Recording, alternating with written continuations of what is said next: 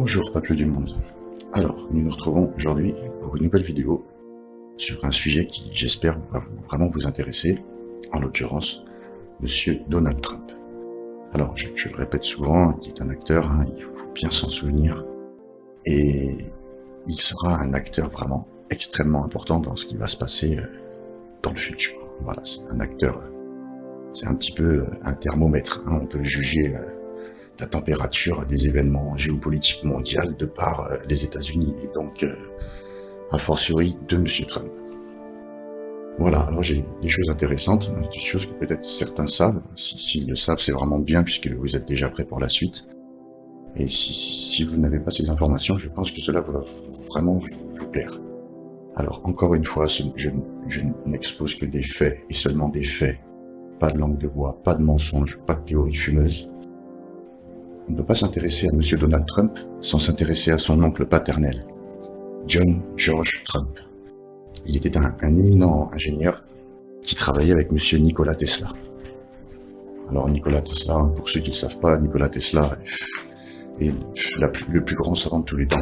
Donc Monsieur John George Trump, l'oncle paternel de Monsieur Donald Trump, travaillait en étroite collaboration avec Monsieur Nikola Tesla. Il s'occupait de toutes les inventions, il faisait toutes les expériences secrètes avec Nikola Tesla sur les rayons X, les micro-ondes, la thérapie par rayons, les radars, tous les rayons nuisibles et non nuisibles. C'était vraiment inimaginable déjà pour l'époque. Et donc tout a été créé par l'oncle paternel de Donald Trump. Voilà, Monsieur Nikola Tesla habitait au 33e étage du New York City Hotel. Alors je vous montre les photos, parce qu'il avait deux pièces, hein. Il avait une pièce de vie, donc une chambre, il avait une pièce où il menait ses expériences. Alors une petite anecdote à ce propos de cet hôtel. Il faut savoir que cet hôtel, c'était un des lieux, je pense, uniques au monde, hein, en tout cas aux États-Unis, dans le fait qu'il n'était relié à aucune source électrique. Hein. Il était autosuffisant en électricité pour le fonctionnement de l'hôtel, les lumières, et aussi bien sûr pour les expériences de Tesla et de Monsieur John Trump, qui nécessitaient, vous pensez bien, une puissance énergétique assez incroyable. Bon, voilà, petite parenthèse fermée. Bon, Monsieur John Trump était décrit aussi comme un pionnier, vraiment un pionnier en tant qu'ingénieur scientifique. Et il y a aussi des rumeurs qui émanent du laboratoire national Brookhaven, des rumeurs à propos d'une théorie de dissociation de particules. Tout ça aussi, c'est extrêmement intéressant. Et il faut savoir aussi que le premier accélérateur de particules a été créé par John Trump. Hein. Bon, avec tous les plans et les brevets de Monsieur Tesla. Voilà. On ne peut bien sûr pas parler d'accélérateur de particules sans bien sûr penser au CERN, au CERN. Hein, ce fameux accélérateur de particules de 27 km de long, en souterrain à cheval entre la Suisse et la France, où il mène des expériences absolument incroyables. Bon, le but des expériences n'est pas celui qui est cité par eux-mêmes dans leur site et tout ça. Bien sûr, ce sont des projets secrets et bien gardés. Aussi, petite anecdote sur le logo du CERN. Voilà, voici, vous pouvez voir, hein, 3.6, hein, c'est clair. Bon, voilà, je ne fais que vous montrer des faits. Hein, le logo, il est comme ça. Je n'en dis rien, je dis juste, voilà, le logo du CERN, c'est 3.6. Voilà, je tenais donc à souligner ces liens entre l'oncle de Donald Trump, Tesla, et lui-même. Donc, reparlons de Donald Trump. Alors, j'attire votre attention sur deux livres qui ont été écrits par Monsieur Ingersoll Lockwood. Alors, un écrit en 1896 et un écrit en 1898 ou quelque chose comme ça, et qui a été édité en 1900. Le premier livre s'appelle Baron Trump's Marvelous Underground Journey. Donc, la journée merveilleuse du baron Trump dans le monde souterrain. Il est décrit, alors l'histoire, c'est un garçon, le baron Trump, qui peut voyager dans le temps. Voilà. C'est pour ça qu'il y a tout un tas de théories sur Internet où on dit que Monsieur Donald Trump est un voyageur dans le temps. Donc moi, je fais pas de théorie, hein, voilà. Encore une fois, juste des faits, je vous dis, voilà, à propos de ce livre. Donc cette histoire tout commence en Russie, et c'est ici que Trump voyage dans le temps. Hein. En Russie, le garçon reçoit des instructions du Don,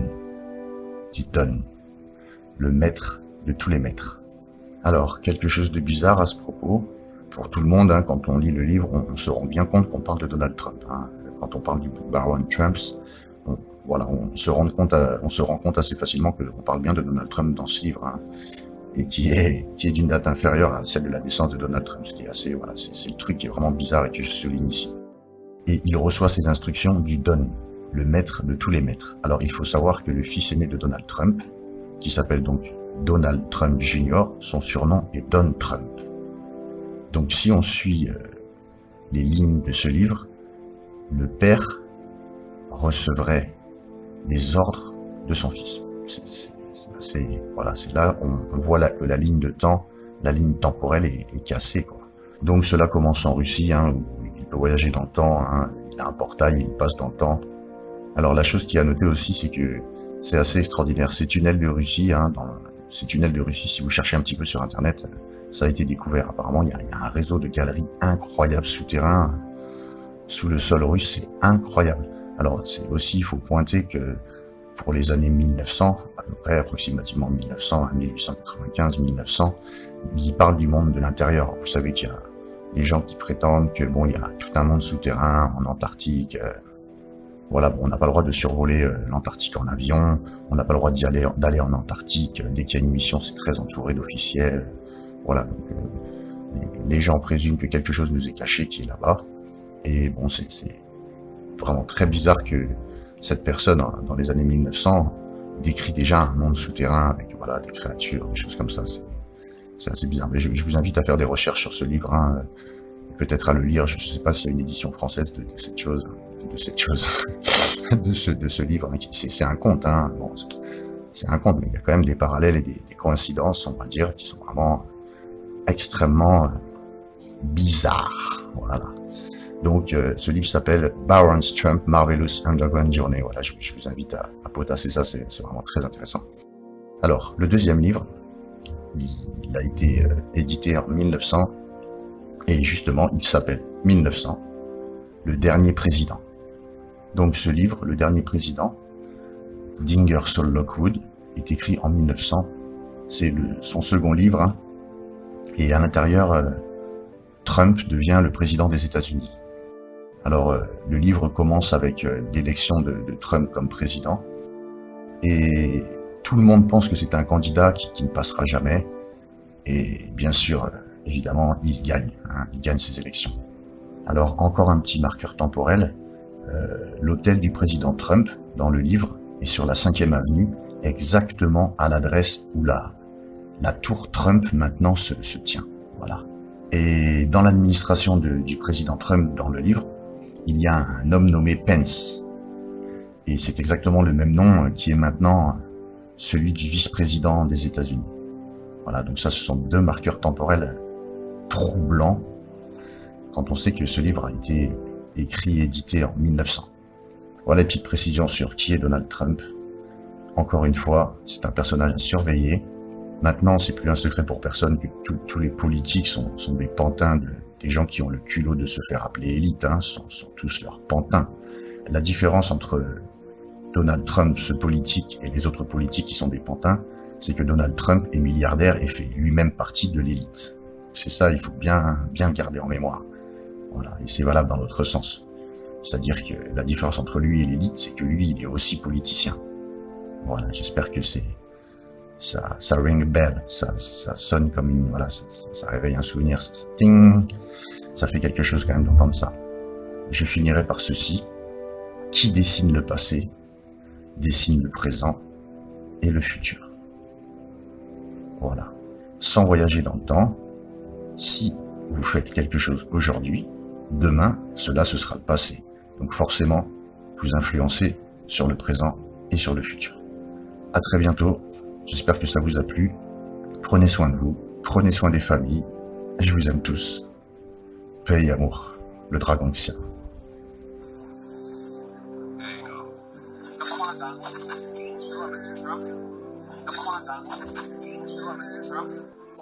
Coming from this switchboard. And I'm gonna marry Donald